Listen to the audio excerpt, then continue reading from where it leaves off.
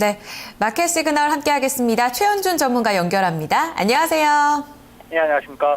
네, 전문가님. 지난주에 참 변수가 많았던 것 같은데요. 이번 주는 조금 홀가분하게 반등에 좀 나서는 모습입니다. 긍정적으로 봐도 될까요?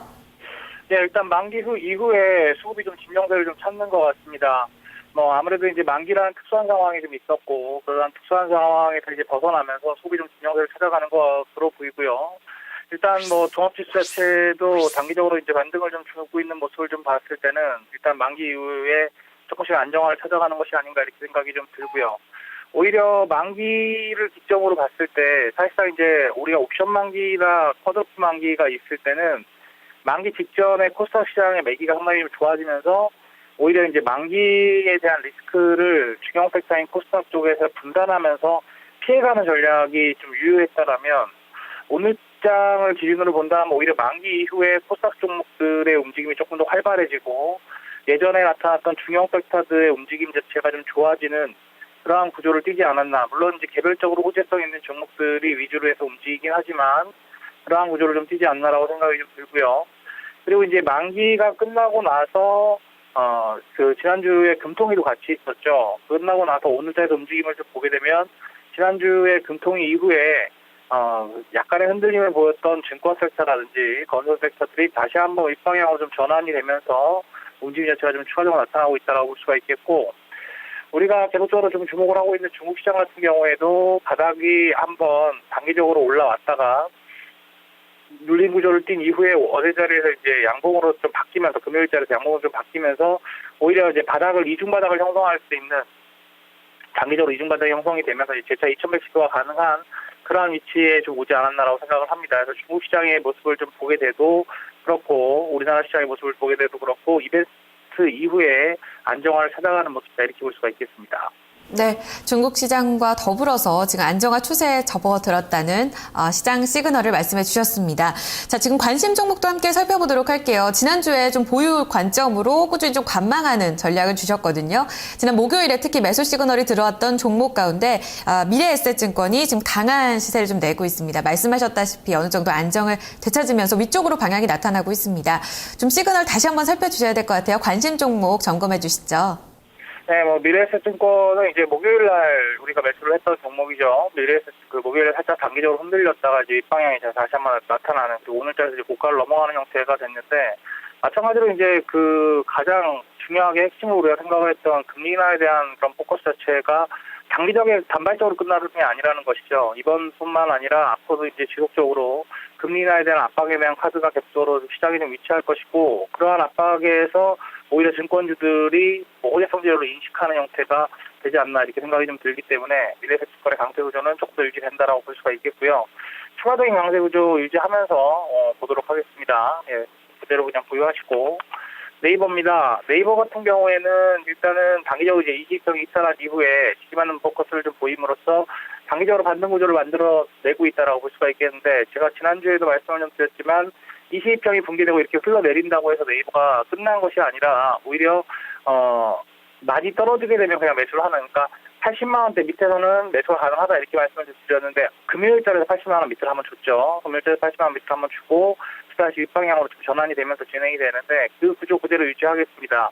80만 원 이하 매수 가능하다라고 볼 수가 있겠고요. 85만 원대 상단 정도 자리에서는 매도 대응하자. 이렇게 단기 박스 대응이 필요하다. 네이버는 그렇게 좀 보시면 될 것 같고요. 코리아연입니다. 제가 40만 원대 1.5%라고 말씀드렸고 중기적으로 계속 보유해도 된다. 44만 원대 구간, 45만 원대 구간까지도 가능하다 이렇게 말씀드렸는데 어느덧 43만 원입니다. 추가적인 강세는 계속적으로 이어질 거라고 보고 있습니다. 산업 섹터의 대장입니다. 아무래도 이제 중국 시장의 안정권을 계속 찾고 있는 상황이고 이 상태가 유지가 된다면 산업 섹터의 상당히 상징적인 종목이기 때문에 만약에 고려아연이 이탈됐을 경우에는 추후에 볼 수 있는 업종이 상당히 좀 제한적일 가능성이 높습니다. 그래서 고려아연 같은 경우에는 시장에서 의지로 살려내는 종목이다라고 볼 수가 있기 때문에 그대로 좀 보유할 필요가 있겠다 이렇게 말씀 좀 드리고요. LG화학입니다. 이제 LG화학이 단기적으로 이제 30만 원을 찍고 나서 다시 한번 눌림 구조를 갖고 오게 되죠. 그래서 LG화학 같은 경우에는 이제 지금 자리보다는 내일 정도 자리를 한번 지켜보고 단기적인 박스 하단이 좀 들어올 수 있지 않나라고 생각을 하는데요. 제가 지난번에 말씀드렸지만 28만 원대 근접하게 되면 오히려 매수 구조에 가까운 자리이기 때문에 28만 원대 근접했을 때는 매수 구조에 가깝다. 그래서 매수 구조를 유지하자. 이 정도라고 보시고 LG화학 역시도 박스 대응할 텐데 내일 정도 자리 보고 제가 마켓 브리핑을 통해서 마켓 시그널을 통해서 제가 매수 신호를 내던지 하겠습니다. 그러니까 일단 오늘자리 같은 경우에는 그냥 관망 정도의 시세다라고 볼 수가 있겠습니다. 그 다음에 보시는 게 금호석유입니다. 금호석유 같은 경우에도 마찬가지로 이제 화학주들이 밀리면서 박스하단까지 다시 밀려있는 모습인데요. 마찬가지로 화학 섹터는 저는 고려아연이 살아있고 그 상품가가 계속적으로 유지가 된다라는 지금 현재 시점, 그리고 또 중국 시장의 저한 움직임이 계속적으로 연출이 좀 되고 있기 때문에 그렇다라면은 지금 현재 화학 섹터도 버릴 때는 아니다라고 저는 생각을 하고 그렇게 보고 있습니다. 그래서 지금 현재 시점에서 우리가 이제 흔히 알 수 있는 모습을 좀 보게 된다라면 충분히 지금 현재는 위치 자체가 윗방향으로 다시 한번 나타날 수 있는 금호석유 같은 경우에 그러한 구조가 형성이 되고 있기 때문에 내일 LG화학 매수할 때 정도의 시점이 금호석유도 매수하는 시점이 아마 되지 않을까라고 생각이 좀 듭니다. 그래서 화학 섹터에 대한 부분도 조금 지루하고 답답하시겠지만 좀 계속적으로 꾸준하게 관심을 좀 가질 필요가 있겠다라고 볼 수가 있겠고요. 마지막 점은 삼성 SDI입니다.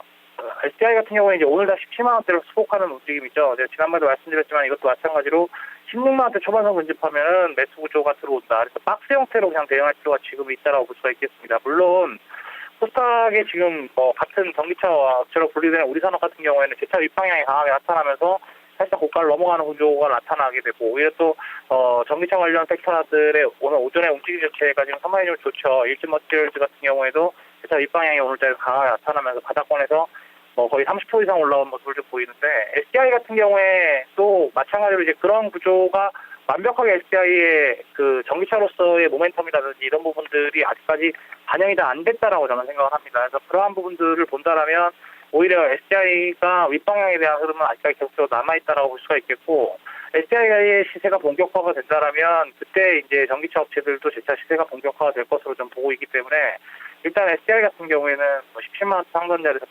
포기하시지 말고 그냥 그대로 그냥 보유하신다라면 좋은 결과를 얻을 수 있지 않을까 이렇게 생각합니다. 물론 이제 중형주들이 상당히 좋으면서 그리고 또 이제 상업주 섹터라든지 이런 종목들이 좀 갇히면서 대형 섹터를 하시는 분들이 조금 불안하고 좀 답답하실 수 있습니다. 근데 이 부분들이 예전처럼 중형 쪽에 포커스가 완전히 넘어가는 부분들이 아니라 대형 쪽도 산발적으로 흐름이 계속 나타날 공산이 높기 때문에 대형주 갖고 계신 분들 너무 팔고 빠르게 이동하다라고 생각하시지 말고 조금 갖고 계시면서 추이를 좀 지켜보시는 것이 좋지 않을까 이렇게 생각하고 있습니다. 네, 대형주에 있어서 완전히 좀 등을 돌리기보다는 지속적으로 좀 추이를 지켜보면서 대응하는 전략이 필요하다는 말씀이시네요. 내일 또 LG화학 매수 시그널도 어느 정도 기대를 해보도록 하겠습니다. 그렇다면 오늘 역시 이 관심 종목들 모두 그대로 관망하는 전략으로 가져갈까요? 예, 보유 전략 그대로 유지하겠습니다. 일단 일정 부분 목표치가 됐고 2차 목표치를 향해 가는 종목들도 있고 1차 목표치에 근접해 있는 종목들도 있습니다. 그대로 좀 보유하시면서 보신다라면 크게 무리가 없을 것으로 예상됩니다. 네, 알겠습니다. 자, 오늘 말씀 여기까지 듣겠습니다. 전문가님 오늘 말씀 감사합니다. 네, 감사합니다. 네, 마켓 시그널 최현준 전문가와 함께했습니다.